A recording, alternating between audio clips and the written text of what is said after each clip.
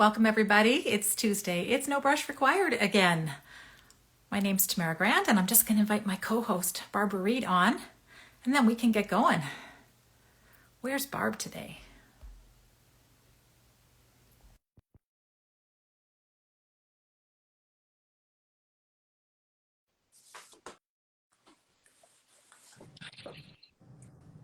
Hello. Hey, you tidied up really well behind you. Your place was not messy. Well, it's pretty bad. The light's pretty bad in here right now. I'm in a different spot, so I'm having to rearrange things. I turned myself around. I'm against a different wall. Shocking. I'm against the same. It's Usually the same. It's the You know only what I realized wall today is that we can say good morning, good afternoon, and good evening during this episode. Can. How cool is that? Can.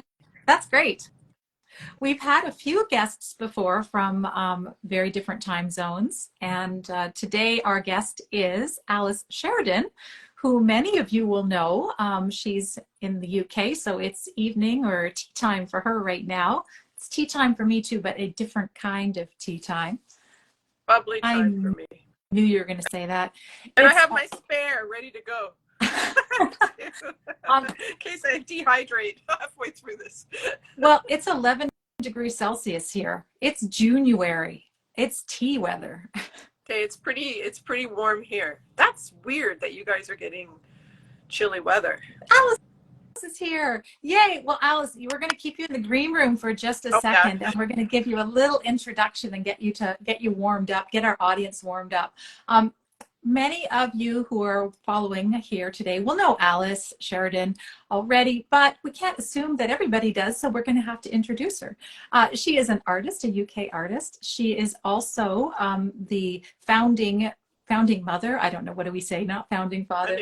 She created a membership group called Connected Artists, which has connected artists all over the globe. I was a member of that, and that's probably how I first got to know Alice. She is the co-host of Art Juice. And I was reading how many episodes they've got. 212. 212. I just listened this morning to about half of today's, because that's my usual Tuesday morning in the gym ritual, is to get Alice and Louise in my head before I head back home and into the studio. So I didn't get a chance to finish that because my workout was short today and they talked for longer than I worked out. But let's grab Alice and let's pop into our conversation. Let me see if I can find her. There she is. Put me in a different space in the room and I lose all of my... Like your bearings? Yes. Alice, welcome. There we go. Hello. Hi. How are you today? I'm good. I'm kind of a bit tired today, so... We're going to wake you up. Yeah, we are. I did just do a kitchen dance party to wake myself up. Good. It's always good to make. Yeah, it does work. What was the music? What did you listen to? We had a bit of Black Eyed Peas, and then we had some stuff that, I don't know, my daughter chose. Excellent. Yeah. I know Black Eyed Peas. Yeah. So that's definitely. Good. Definitely. Lots of energy. Well, we actually thought we'd give you a little warm up before we get into anything too serious, although I don't know if you've ever watched this show or if you talked to Louise when she was on it. We're not that serious. No, we're not. Chat and get to know and find common ground and let the conversation go where it is. But you had a busy weekend with home studios, open studios at home. Yes. We'll talk about it in a few minutes. And you mentioned on a live or a story about an hour ago that you were a little tired today, so we thought we'd ease in, and our good friend Stephen Colbert has some great icebreaker questions. So we thought we'd throw a couple of those at you and see what you have to say. Go How for about it. it? Are you getting, okay. Okay, I get number one. Okay. So this is really fun. These are his 15 interview questions that he will give, and they're like totally like off the wall. So here's the first one. Best sandwich. Oh, cheese and pickle springs to mind immediately. Awesome. Like with mustard or mayo or butter? Or... Pickle is particularly a British thing, and I think I'm saying it because I haven't had one for a very long time. It's a kind of brown, vinegary, way of keeping vegetables, and it goes really well with cheddar cheese. It's about the most British sandwich that you can get. And I haven't had one for a very long time because we don't have a jar of proper pickle. It's not like green pickles. No? Okay. Next Like time I sweet go pickle? shopping, I'll buy a jar and I'll show you. Are they Take like a photo and send it, yes. are they like bread and butter pickles? Those little Ooh. thin sweet ones? No, No. it's kind of like spicy, savoury vegetable jam.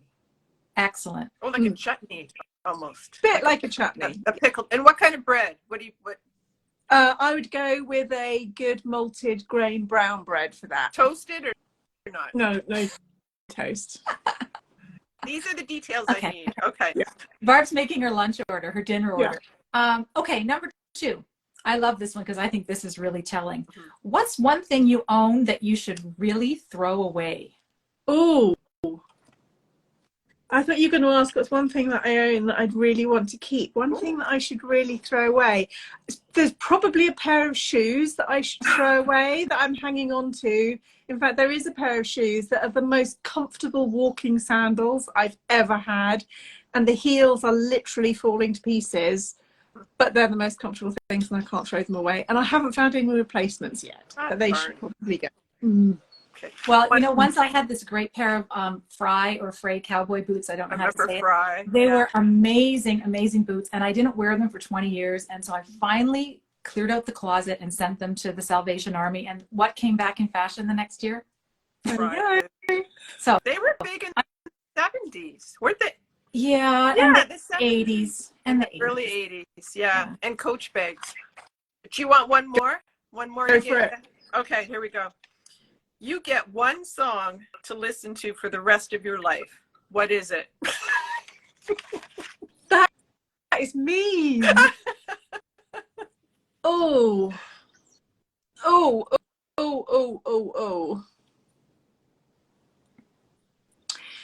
This is going to sound awful, but it always puts me in a good mood. It's a really cheesy song. It might be Queen, Don't Stop Me Now. Mine's Love a it. Queen one too. Mine's a Queen one too, but not that one. Yours? I don't What's think it would keep me going forever though. It's possibly not.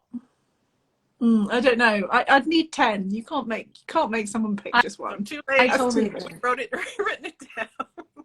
I totally agree. And I just watched a really great interview with Brendan Hunt and Jason Sudeikis from Ted Lasso. And one of the questions was the 5 songs that you couldn't live without. And it was really interesting because one of them said, Hey Jude, which was a big feature song in the show. Yes. And the interview was done way before they finished the last season. So anyways, I know we need five songs. Yeah, I'd have to think about that too. That's kind of like, that needs about 6 months of preparation. And it needs notes on your phone and then orders that keep shifting. And I also definitely need one for each season. A song. Yeah, that's complicated. Can't pick. Okay. Can't make a creative person pick one thing. Okay. So No. that was an But unfair question. I'm refusing. Bohemian Rhapsody has everything in it, right? No, that's too obvious. Not going for Bohemian Rhapsody. That's like picking Dancing Queen from the ABBA songs. Yeah, I can't do that. A good one too, though. I find the problem with this question is immediately you start thinking about what does this say about me? And you start kind of micro-analyzing the song and, anyways, we don't have time for that today. We only have an hour. Okay. We only have an hour. A bit less now, but that's okay. Do you feel warmed Are up? we warmed up? Are we? I'm warmed up. I'm Okay. going. Okay. Well, we thought we'd start. I mean, we tend to not do a traditional interview, but we can't assume that everybody knows where you come from. So we always like to start by asking you to give us like that quick little Coles notes of your artist's journey, if you will. Yeah, so I'm in London and I have lived in London all my life apart from when I was at university. I love it. I love the messiness of it. I love the dirtiness of it. I love those little quiet patches that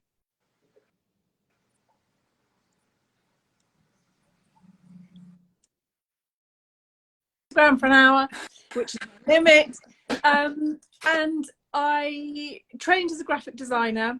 I worked in that for a while. I then had 2 premature babies back to back and a house renovation. And it just made no sense for me to go back to work because I was not going to hand over these tiny babies to anybody. And actually, you know, salaries and graphic, it just didn't, the finances didn't add up. And then I had a patch of depression and started doing life drawing classes as a way to rediscover some time for me out of the house. And that was just lovely. Thought I couldn't do anything with it, because graphic design was something that I really enjoyed. I loved the challenge. I loved the creativity of it. I loved working with other people. And I'd had no desire really before that point to do fine art, but finding that time to do something for me stirred that up a little bit. And then I was thinking, what am I going to do if I don't want to go back to graphic design and compete with all the trendy young things, even though I was all of about 29, which now feels like a baby. And I was working with a coach, and she said to me, well, what would you really do if you really wanted to? And I said, well, I'd kind of quite like to see where this art thing goes. And she said, well, how long could you give it? And I said, well, let's give it 6 months and see what we can do in 6 months. And that was a really great question, because it absolutely shifted my mindset from that thinking that something was impossible to let's just see where we can go. And now is time to step it up a gear, because you've kind of got a little bit of a deadline of yourself. Like, I can't drift forever. What does that look like? What does that mean I have to do? What does that mean I have to change how I think about things and start to take myself seriously a bit in it, which was a bit scary, really. Yeah. But I was like, let's go for that. So yeah, that's the potted history. Was 6 months enough? And the only reason I ask is because I'm coming up on the end of a 6-month sabbatical from my other life. And I gave myself 6 months, and I don't feel like it's enough. I don't think it was enough. I think it was enough to really start to get the bit between your teeth. And we were in a situation where it's funny how things work out. So my husband's a bit older than me. So we'd already had the agreement that was like, he would work. It was my job to take care of the children. And then when he retired, I would go back to work. And I remember for about a decade thinking, well, I don't know what that's going to look like, because like, who's going to employ me after being unemployed for so long? And, you know, over the last 10 years, things have grown in a way that I could never have predicted. And if you told me back then, would also have terrified me. So I'm a big believer in, like, you get as much as you get at the time that you're ready for, you know. And now he is retired, and it's all on me. Yeah. Well, and I think I remember hearing you say, correct me if I'm wrong, at some point, that you didn't think you were a great employee because you have an entrepreneurial streak, right? And you like to do things yourself, and you have an idea of how things should be run. And I love the variety of it. I think what I've come to realize is that I love the fact that actually, you know, I do get to use like my history of graphic design and my training in that, and my sometimes slightly nerdy side. And I think that drive for curiosity and learning new things, I think, is inherent in a lot of creatives, but we're often taught to be a bit scared of it. But I think actually, if you see it as a natural part of a creative curiosity, you can use it to your advantage a little bit more. And I think that's often what drives you through the bits that maybe we feel like we don't super want to do all the time. You know, what's on the other side of that? Keep going through that. But yeah, no, I think me back in an office now, I'd be quite stroppy. What was your work like when you started? Like, you went from graphic design, which I'm assuming was maybe more representational, more like illustration work. You're given an assignment and you have to meet certain criteria. Like, how did you start? It wasn't illustration. So I was doing things like marketing brochures, so kind of event graphics, all of that kind of stuff for people. Yeah, it was good. Some of it was quite good. It was fun. It was challenging. Really enjoyed location photo shoots. Again, I worked for fairly small London companies, so I got a bit of handling everything, presenting to clients. And again, I liked the variety of it, and I was working freelance. And looking back now, that ability to kind of change locations, work with different groups of people and have different clients, that just suited me really well. Because when I felt I was in a position where you could have got a bit bored and caught up with office politics, it was time to move. You know, you go main firms like the ground. I absolutely loved it. Yeah, it was really good. But the work was, I think as is often the way, I'd kind of reverted back a little bit to the way that, so I had fairly traditional training at school, and I did not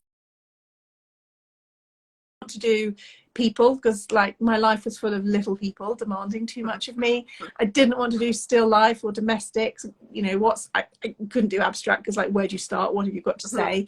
So what's left? Landscape. So landscape was my source, but the work was more literal, but lots of linear form, and blocks of color, which is quite interesting. Yeah. Neato. So Yeah. tell us about how Connected Artists started. What was the impetus for that? I had started putting together all the things that you need to do as an artist now, and this was way back before, I think it was like before even anything like Squarespace existed. So there were some artist portfolio sites, and then I did a course on something else and discovered WordPress and started to put together my own website, and just learning all about that sort of stuff, and it tied into my marketing background. And I had a group of other artists at the time, and they said to me, "You're quite good at this stuff, you should teach us." And I'm like, well, I don't really know what it would look like. And then I put together this crazy spreadsheet, which was like exactly what it should look like, and said, none of this exists yet, but this is what I'd like to cover so far. If you're interested, are we going to do this or not? And if you're really interested, I'm going to make you sign up for it, because it's very easy. And this is really super good for anybody. It's very easy for people to say, oh yeah, that sounds great, I'll do it. You don't know if they're serious or not until you ask them to really commit to it. And I think there were 32 in that initial group, and nothing existed, and I built it for them. So this was a while. Like, do you remember roughly when you started doing that? I remember exactly. It was 5 years and 1 month ago. Okay. Oh, happy anniversary! Yeah. Yeah. And well, I first encountered you in 2019 as a coach with CBP. Yes. And I remember because during one of the live calls, you pulled out one of my paintings and I just about died.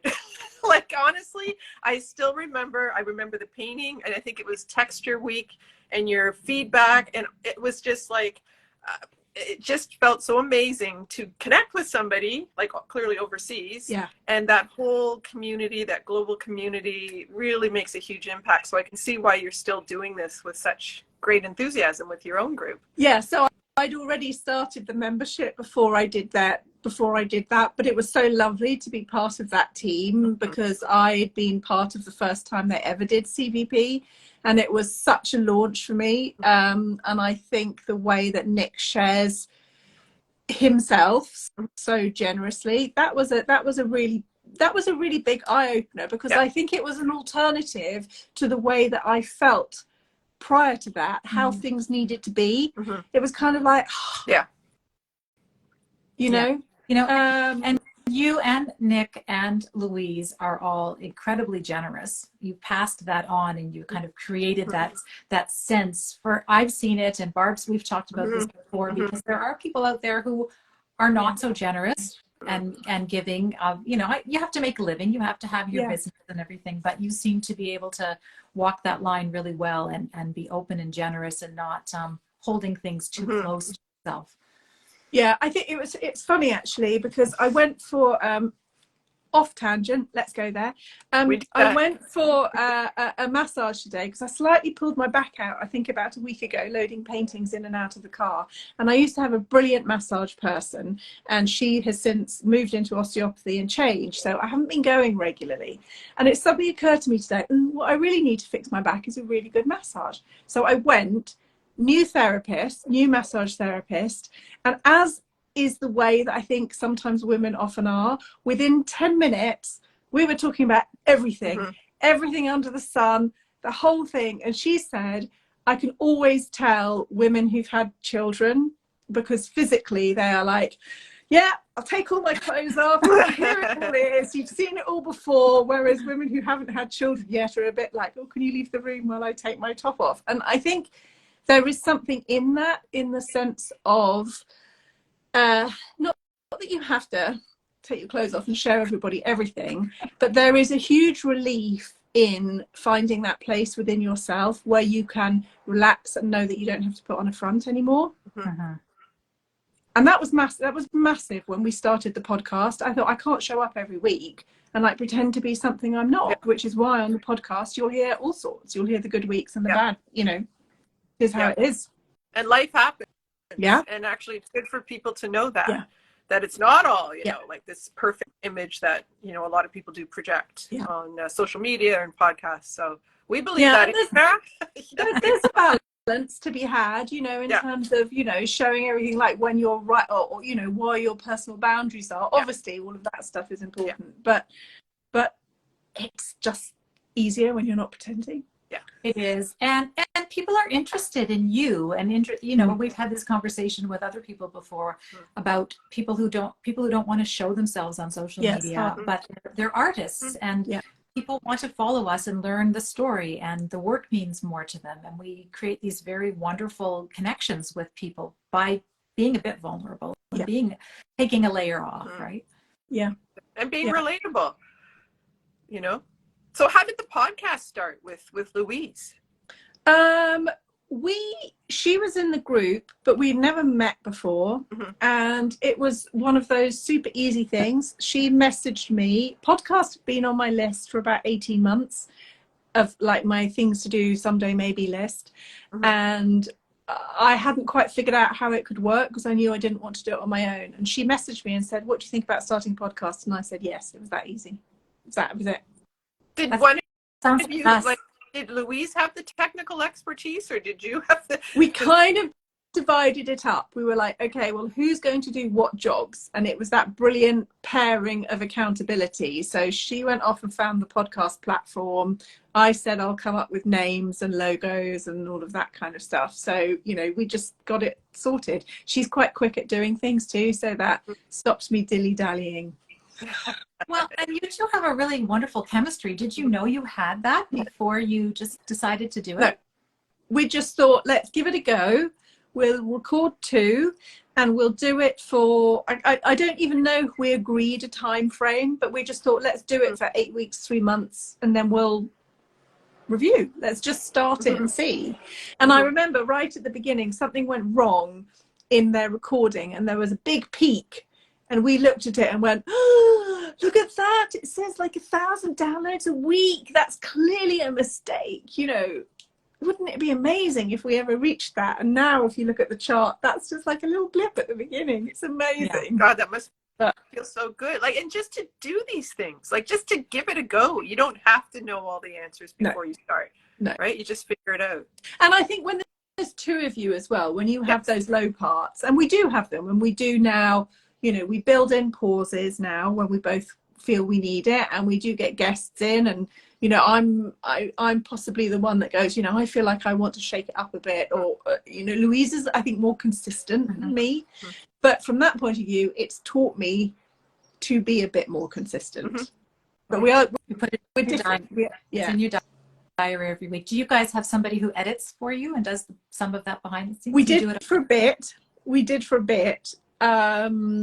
But there's a couple of, it's funny because when you've had the conversation, you sort of know where the edit points are.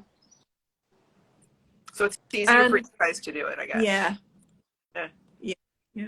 That's one of the great things about doing what we do instead, is we don't have to edit. All we have to do is cross our fingers that Instagram doesn't lose the connection or lose the save before it finishes uploading. Definitely. Which has happened. Yeah.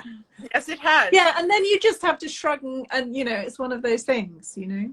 I know. Life goes on. Yeah, it's like the first time you have, you know, your website goes down and you panic and you think it's the end of the world, but then after you've dealt with it enough times, you're like, yeah, whatever. Yeah. Out of my control. Yeah. Nobody is going to even notice. Yeah. That's the truth. So have you two met up in real life before? And Yes. Yeah, she came to a retreat event I ran at my house about 5 years ago. That was the first time we met in person. And then I taught a workshop up in Yorkshire, and she came to that. And then we had a lovely day. Then I went and stayed the night with her, and we had a lovely sort of planning day and planned all sorts of things that we've never done. Was it a lovely sort of nervous excitement when you first met in real life? I think when she came to that retreat, that was she just came to the retreat. That was pre-podcast. Okay. So she was just somebody who was coming to the retreat. So there wasn't anything to be excited about apart from me being nervously running a retreat. Right. So yeah. So I don't know if you know, Barb and I live on opposite ends of the country, and we've been doing this for over a year before we met in real life. And our plan to meet in real life was, I'll see you at Newark Airport in New York City, and we're going to share a room for a week. And God, I hope this goes well. It's like, Roman's like, are you sure? Like, you guys are going to be roommates for a week? Absolutely. Yeah. We've met on this little screen. Yeah. One of my sons says, what if she's an axe murderer? Oh, my daughter used to say that. I remember the first person I'd met on Instagram, and the kids were quite small, and they were like, and because they'd been having all this like online health and stuff at school, and they were like, how do you know this person is who they are? And I'm like, she embroiders beautiful tiny swallows. I don't think she's an axe murderer, but if you're really worried, you can come to the pub after an hour and I'll still be there. Yeah. Have like a safe word. Well, the people we've met in real life that we've met through here first have been wonderful. Actually ended up exceeding, I would say for myself, exceeding my expectations of them. Because when we went to New York, we met up with a bunch of artists we had actually interviewed here, and it was like old homecoming week. We were inseparable, and it was phenomenal. So lovely. So yeah, I think it's amazing because when you have those regular touch points, or you see people, you are getting, I know it's kind of Instagram, but you are seeing little glimpses of people's life, and when you hear them talking and you do get to know them a bit, and then it's lovely when you meet them in real life, and they're like magic. Yeah, it's like old friends. It's like old friends, and it's one of the love parts of Instagram. I don't know what your relationship is with social media these days. Is it a love-hate thing? Is it a love thing? Where are you? I think I saw you just did your first reel recently. You started doing reels? I've been doing reels for a while, but I kind of did a few and then had a bit of dig my heels in about them. I think there is a place for reels. I quite enjoy watching them sometimes. I often don't feel as connected to people. I don't feel as connected to people through reels as I used to do through stories. And I don't know about you. I loved stories. I loved the fact that they disappeared. I loved the freeform. I loved the fact that you DM'd. Having said that, there was a point where I was spending so long on DMs and feeling like this is great, but also this is a lot of commenting and work that is like it feels silly. Nobody is seeing. Like I'm not sure quite, is this worth the time it's taking? And I try to remind myself of that when I get a bit fed up with reels. But I pick now, is this a photo? Is this a reel?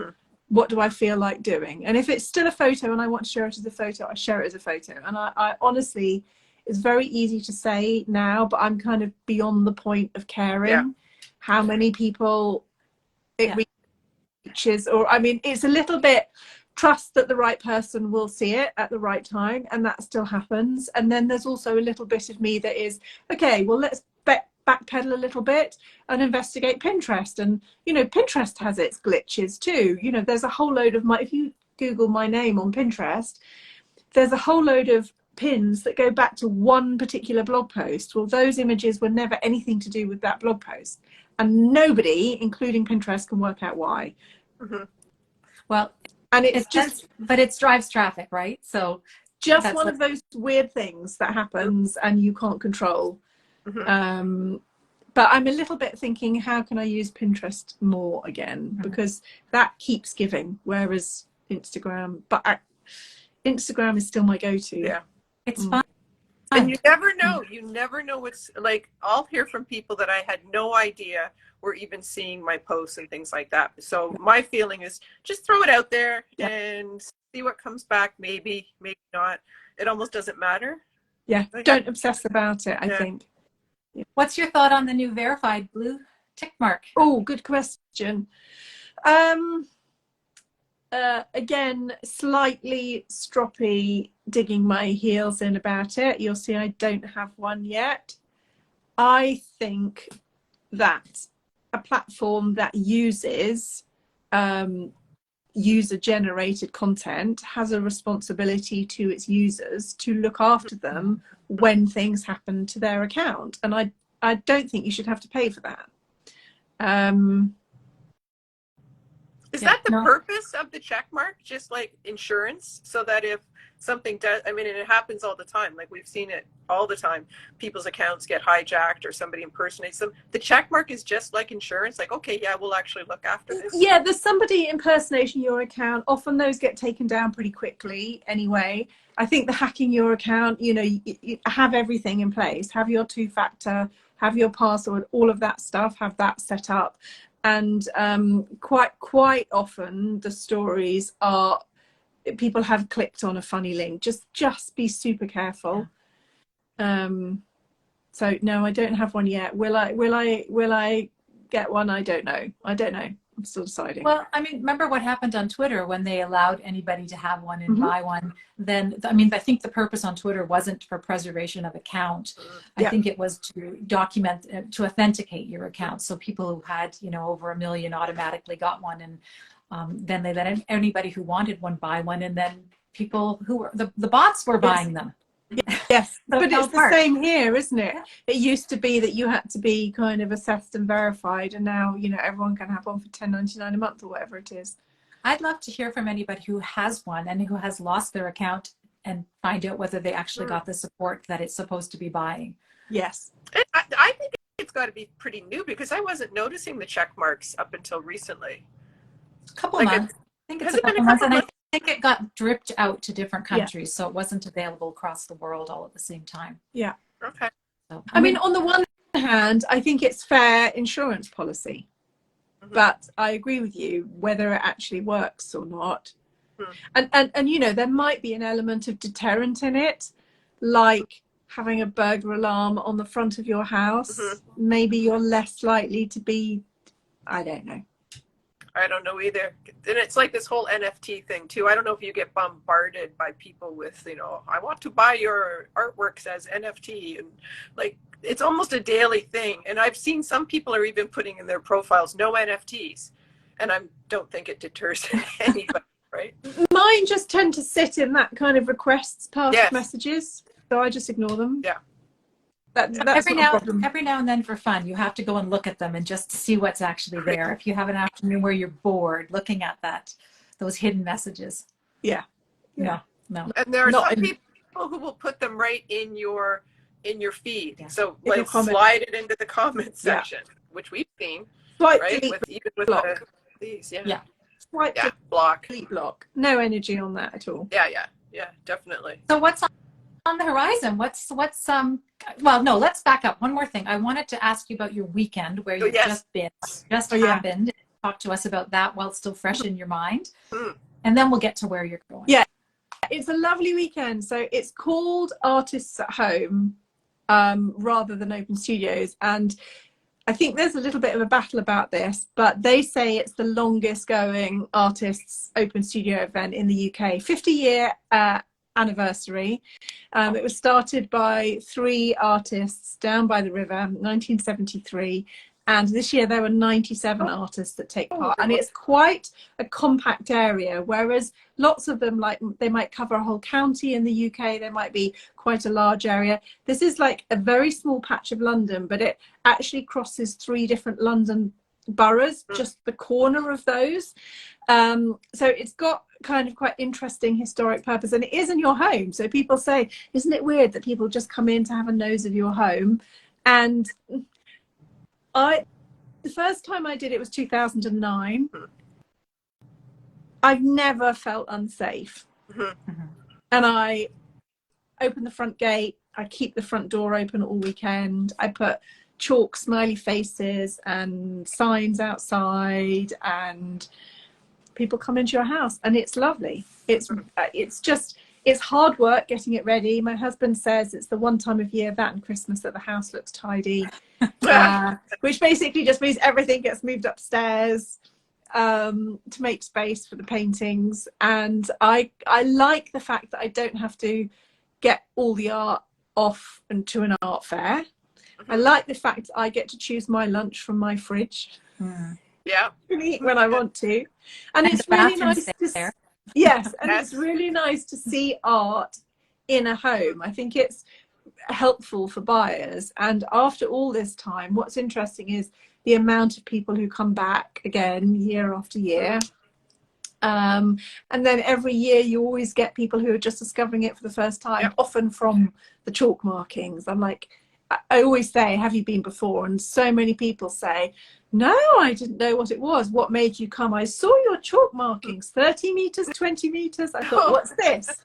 I'm definitely going to come next year now. And I kind of feel like it's part of your role when you take part in an event like that to bring new people in, not just to you, but to discover the event as a whole.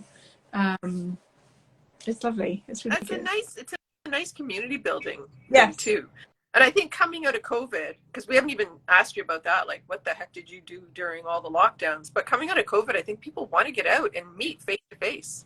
Yes, and it's always so. In COVID, they did an online version, which they did just kind of putting things on their website.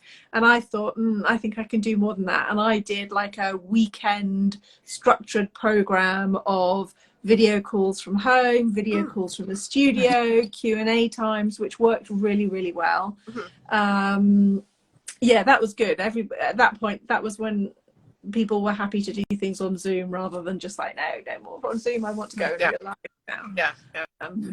Do you have any tips for anybody who's watching who might be doing something like this at home? What like planning, prepping? What was the most valuable use of your time before you opened your doors? Definitely check your card reader at least 2 weeks beforehand. I think to make it as easy as possible for people to see the prices.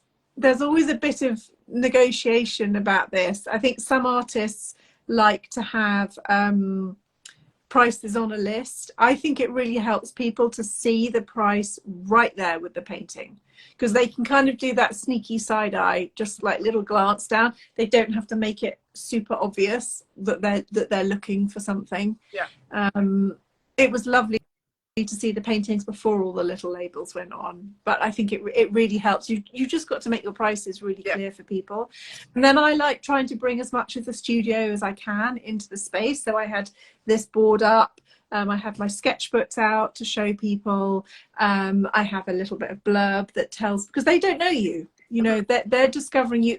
They don't have that history of following you on social media. They don't know who you are. So I think giving them that reassurance of, perhaps where you've shown before, and trying to make it both as professional as you can, as well as being relaxed and friendly as you can, have music on, offer people a drink, all of that stuff.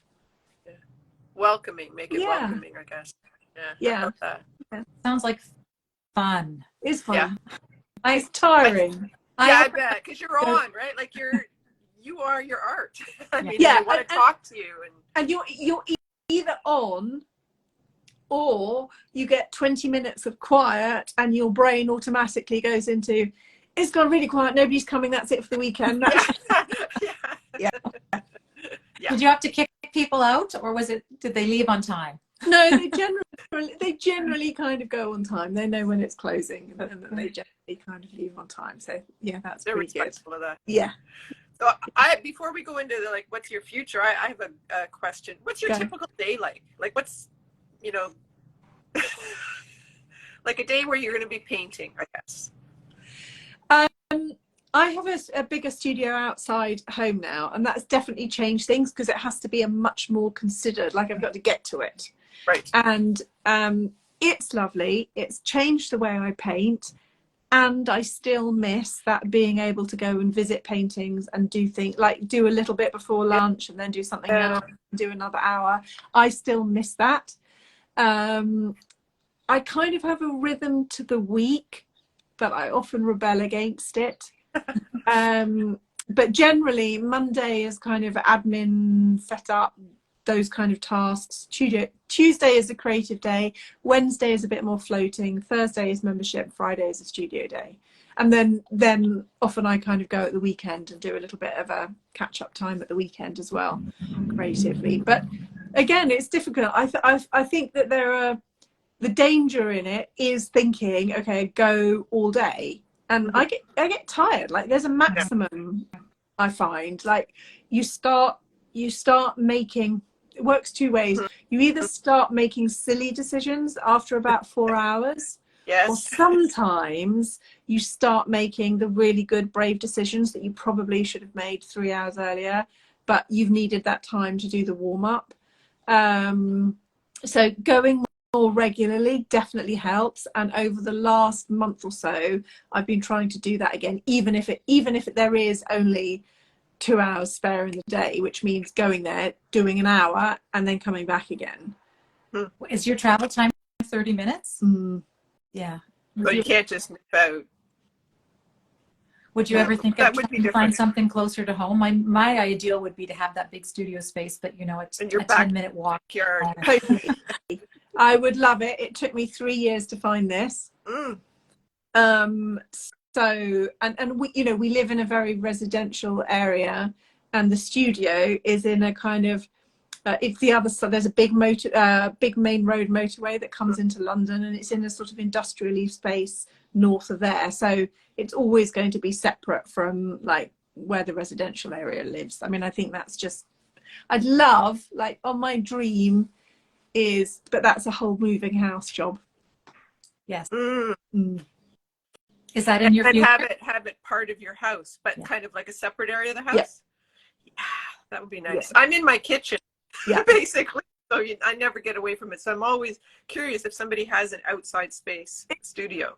It's lovely, but it's a mixed blessing. I think it's a little bit like that, you know, dream of having galleries organize everything. I think often we think that will be the golden solution, and like everything in life, it's never that perfect, you know. You kind of have to make the best of what you have, right? And there's always ways to do that. You just have to get behind that. You have to get into that frame of mind, I think. Don't get frustrated. I find if I start getting frustrated with my limitations, it shows up in what I'm doing. It really shows up on the canvas big time. So you almost have to be like, no, this is good. These limitations are good. You know, it's actually helpful. Or I think you should use your frustrations. I think when you keep getting repeated frustrations about the same thing, that's often what spurs you into making bigger changes. Like the times that I swore and tripped over paintings that I just didn't have the space for here, that was the point at which I went, right, okay, I've got to start looking for somewhere, however scary that feels. So well, actually, I think those, he can talk to you. Those moments, those parts where you get really frustrated and actually a bit annoyed, I think they can be quite useful times, you know. Okay, I will keep that in mind when I'm trying to find a place to put something down and I don't have space, so I end up holding it all the time. Well, somebody just commented too, you know, for a lot of people that it's the expense of having an studio. But that's really expensive. But that can also be a mindset thing as well, right? I mean, in London, how expensive do you think renting thing is in London? And you know, for the first 5-6 months, I felt physically sick every month when I had to pay that studio rent. And if you needed a break, how did you feel? Like if you just thought, maybe you didn't feel well, like maybe you had a cold or something and you thought, I just don't want to go to the studio today. Did you feel like you were Exactly. skipping work? Well, I don't go every day anyway, but there was a little bit of you that was like, every day you're not going, it's costing you 150 quid. Yeah. You know? Yeah. Yeah. It is Well, mixed blessing, but but then that Yeah. gets into money stories, and that's that we tell ourselves, and that's something yeah. completely different again, right? But also, and I think this is where art is so good, all of those kind of things, if you want to use them as a reflection back, okay, so that's what I need to start thinking about. You know, why is this an issue for me? How could I think about this differently? You know, actually, if you're paying studio rent, you know, my plan was to host events in it, to host workshops in it. But I got it in September. It took me about 2 months to get it set up and everything built. Then it was November, there's no heating. Then it was December. And just as we were coming around to spring, COVID hit. So no workshops then. Right? That ain't happening. Yeah. You know, so, but I think there are often ways of doing it, whether it's sharing a space with another artist. You know, that whole money thing about money and art is a big deal. It's a really big deal for a lot of people in lots of ways. So I do know, and I think also, you know, I'd come from a space where, you know, I hadn't been earning my own money for a long time. You know, we'd had that arrangement, but also I hadn't been earning my own money. So to kind of go, okay, I actually want to spend some of our money on this. That was a big ask. Yeah. Yeah. I always, whenever I faced with those sorts of issues around money, I always remind myself, I don't golf. I don't ski. We don't have fancy vacation property. I don't get my nails done. So there's a lot of, you know, which those are not judgment calls. Those are just things that I don't spend money on. So I could spend money on canvases and paint because I'm not spending money on these other things. Yeah, don't buy fancy clothes. I also don't spend money on weird random gadgets that I see online that then sit in the back garden and I never use again, other half. Yeah. You know, some rolling thing that his bike's supposed to go on rather than just getting on your bike and going it. Oh, yeah. A bike trainer. I know Yeah. about that. Okay. Well, that's never used. Okay, I'm going to segue. This is a really awkward segue, but I'm going to use it because you said things, random things you see online. I want to know about the Shakti mat. Oh, Shakti mat. Are you still using it? Yes. Not every day. Like a lot of things. This is something that's really interesting. I think when I first started and when I was first learning about doing things online and I was in other people's programs and learning all this stuff, and there was so much about like, you've got to do this consistently. And like, I feel like I can't stick to things consistently. Yeah. And like, I can't schedule things. And I felt that so much was wrong with me. And even, you know, you should have a daily habit, or lovely Julia Cameron, like Artist's Way, you need to be journaling every morning. Oh, okay, I kept it going for 3 mornings and then you know, in there. Right, exactly. And now I just think, do it when you want to. Yeah. Journal when you want to. Shakti mat when you want to. Sometimes in the morning, sometimes at lunchtime, sometimes not for 3 weeks at a time, sometimes for 3 days in a row. So I looked it up because Tamara mentioned this before this episode, and I'm Shakti mat. What is it? And it's like, whoa! It's got like the little, like the bed of nails. Yes, it's like lying on a plastic bed of nails. Why would you want to do that? Does it help? I asked for it as a Christmas present and lay down on it and couldn't lie down on it for more than 30 seconds. And I was like, ow, ow, ow, ow, ow, ow. And then I read the little leaflet. So I had to go first, right? Absolutely typical. Then I read the little leaflet thing and it said, if you can make it past 2 minutes, you'll start to get the glow. So I thought, okay, next time, this is the determined part of me, next time I am going to make it past 2 minutes. Right, if that's what it tells me I need to do, then I will do it. So, and once I've got past 2 minutes, I didn't want to get up off it. So, and now I will literally happily put it down on my bed, go to sleep on it, and wake up at 1 a.m. and kind of roll over and pull it outside. You have to be a little bit careful when you pull it out sideways that you don't scrape. But yeah, Bonnie's saying she falls asleep on hers. Yeah, they've been around. I mean, they have been around. I don't know what it does. It just kind of, but it always sends me to sleep. So I don't do it in the middle of the day unless I set an alarm on my phone, because I will go to sleep on it. I've almost bought the thing about 10 times online. So why haven't you bought it? Yeah. What are you waiting for? You would love it. Yeah. You would so love it. I think I would. It's that stupid scientist rational evidence part of my brain that jumps in. But it's acupressure. Have you got any of those acupressure balls? The spiky balls. I've used some of those tools before. Yeah, I know. I should just do it. And it brings the blood flow. Like, it makes sense to me. I've had such a big quest for things that help improve sleep, because I am 56 and I'm having all of the menopause sleep issues that are. Everybody's telling you to buy it, you know. That. Okay. All of these comments that are just going to, this is what I hate about Instagram Live. Yeah. All of these comments are going to disappear as soon as we finish. Yeah. But yeah. You got to buy it. For God's sakes. And then tell me how it is. Okay. I'll bring it to New York. Bring it. So, I'll bring it next time I see you. Yeah, which might be in New York. Which might be in New York. Okay, we've almost gotten to an hour, Alice. We've spent so much of your time today. I know we had that final question that we wanted to ask you, Barb. Do you have that? Do I have it handy?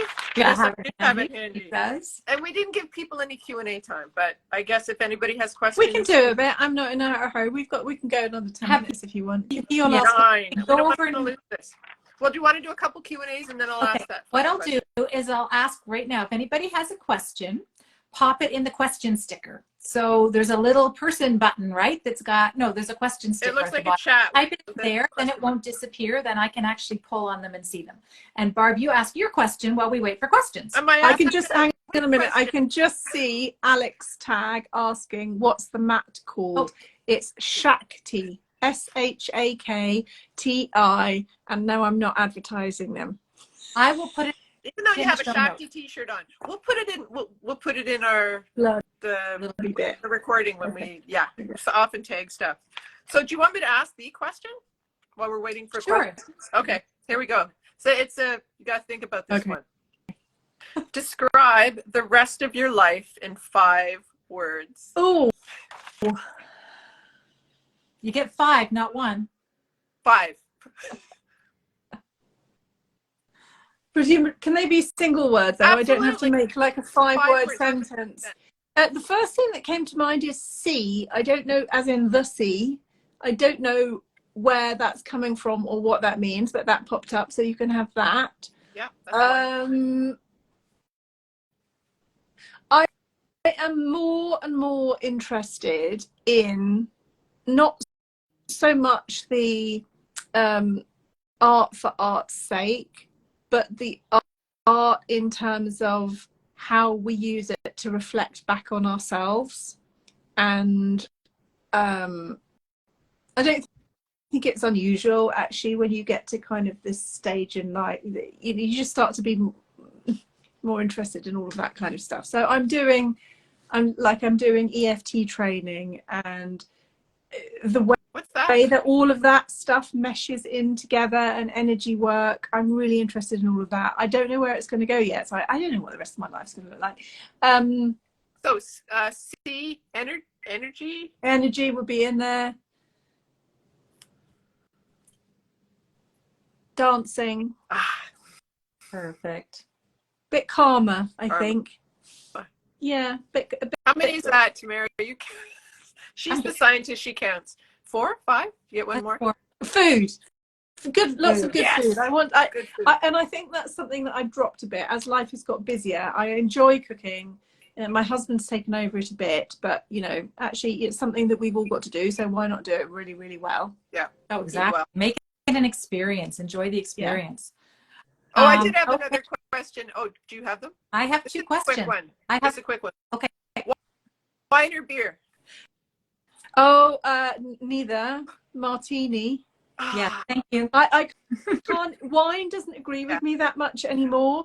I do like a beer, but actually I'm just as happy with a glass of cold fizzy water as beer, probably. Yeah. But I do like a really good, like if I make one with on Friday night for my husband, and he'll have a little sip and he goes, "Oh, that's neat alcohol," and I go, "Yeah."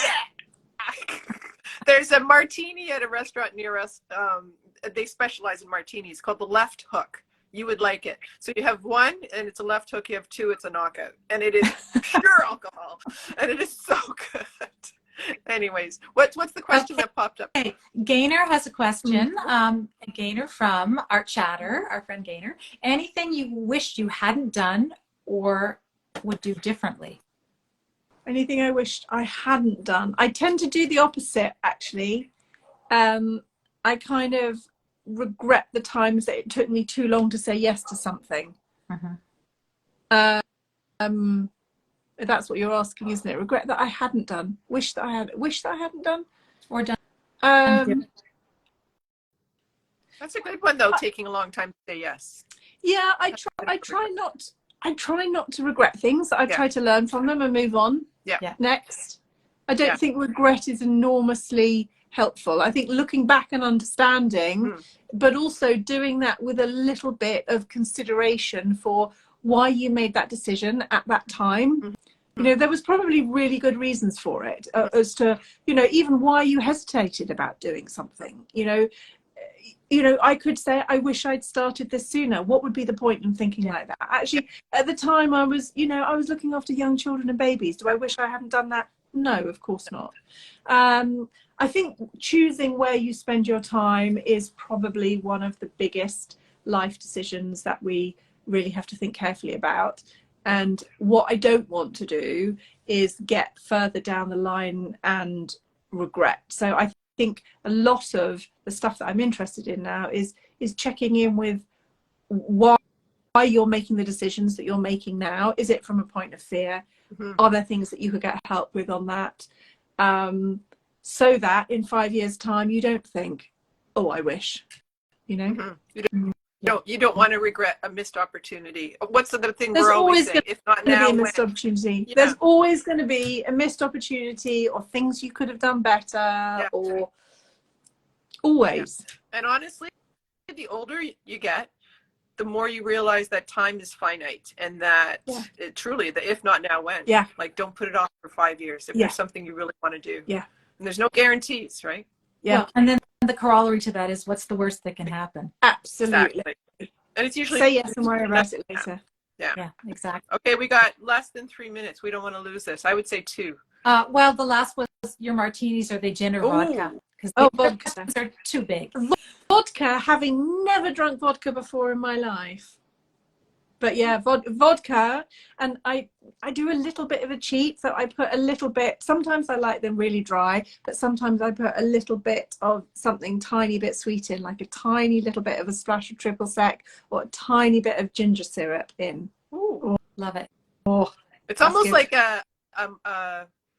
an old-fashioned martini. Yeah. Like if there was a combination of an old-fashioned and a martini. Yeah, or a little bit like a cosmopolitan, but without watering it down with cranberry juice.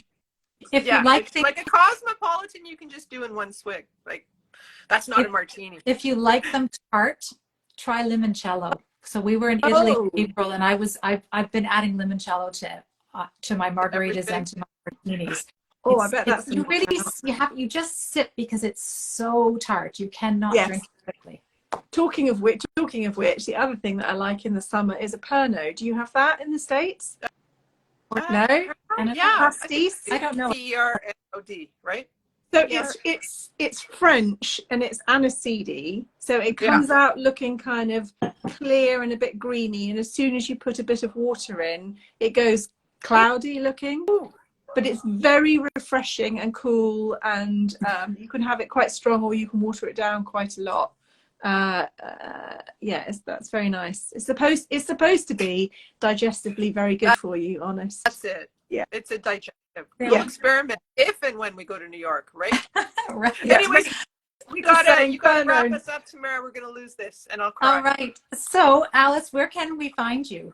Oh, you can find me at Alice Sheridan Studio, or the website is just alicesheridan.com. None of the new work is on there yet because I haven't got around to uploading all the images yet, but it's coming. Oh, we will link. Everybody's going out for a cocktail now. Yeah, quite. So. We're terrible for people's livers, I guess, know. on this show. Yeah. Thanks so much for spending some time with us today. It was really great to chat with you, and you played along with our unorthodox questions, which we really appreciate. Now I'm going to be thinking of music tracks. Thank you for asking me. It's always lovely to chat. Thanks so much, Alice. Have a great rest of the week. And you too. Thank you. Thanks everybody for tuning in. Bye-bye. Bye. Bye.